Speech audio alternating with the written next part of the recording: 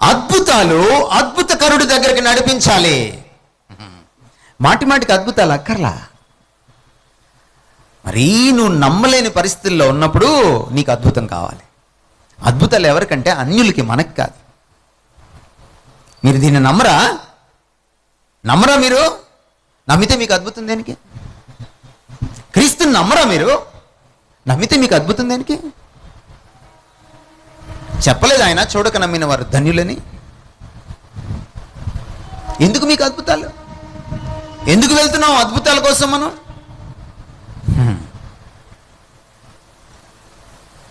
అద్భుతాలు కోసం వెళ్ళి ఎన్నో అద్భుతాలు పొందుంటారు మీరు ఈ పాటికే. మీరు ఈ మధ్య చర్చిల్లో సాక్ష్యాలు చెప్తున్నారు కదా, యేసులేని సాక్ష్యాలు. యేసులేని సాక్ష్యాలు.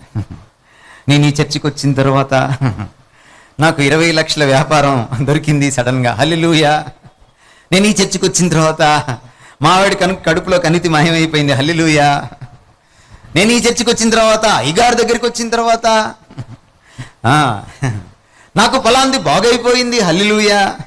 యేసులేని సాక్ష్యాలు, అయ్యగారిని పైకెత్తే సాక్ష్యాలు, చర్చిని పైకెత్తే సాక్ష్యాలు మీరు వింటున్నారుగా విపరీతంగా.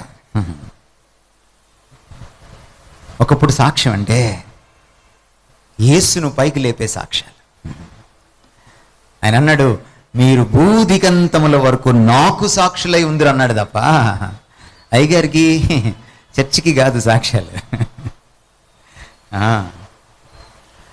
ఈరోజు ఆశ్చర్యకరుణ్ణి అద్భుతకరుణ్ణి మర్చిపోయినటువంటి అద్భుతాల వెంపర్లాట. అపవాది చాలా ట్రిక్కీ ఫెలో అండి. సాతాను తక్కువడు కాదు. వాడికి తెలుసు కుక్కకి ఏమేసితే కుక్క వస్తుందో తెలుసు. కుక్కను పెంచేవాడికి, పావురాలు పట్టేవాడికి పావురాలకి ఏమేస్తే పావురాలు వస్తాయో వలలో పడతాయో తెలుసు. పావురాలు పట్టేవాడికి, చేపలకి ఏం ఎరేస్తే చేపలు పడతాయో చేపలు పట్టేవాడికి తెలుసు. క్రైస్తవులకి ఏమి ఎరవేస్తే క్రైస్తవులు పడిపోతారో అపవాదికి తెలుసు. జాగ్రత్త,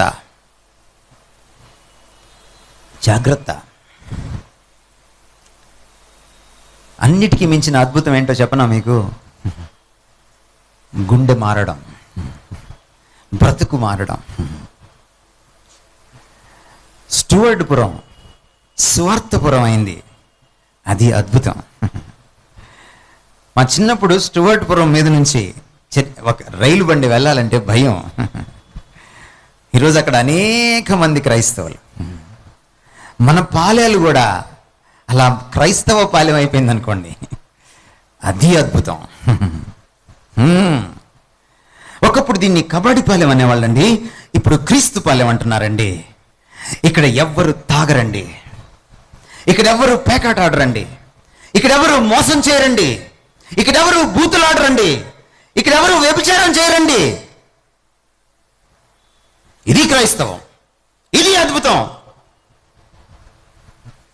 క్రీస్తుకు శక్తి లేదంటారా? క్రీస్తుకు శక్తి లేదంటారా మీరు? ఉంది. ఆయన నిన్న నేడు నిరంతరం మారని వాడు, అద్భుతకరుడు. సమస్య ఏంటంటే మనతోటి మనం ఇశ్రాయేలీయుల కంటే ఘోరమైన వాళ్ళం. వాళ్ళు మాట విననొల్లని ప్రజలంట, మెడ వంచని ప్రజలంట. వాళ్ళ గురించి వర్ణిస్తాడు దేవుడు. మనం అంతకంటేనే కఠినాత్మలం.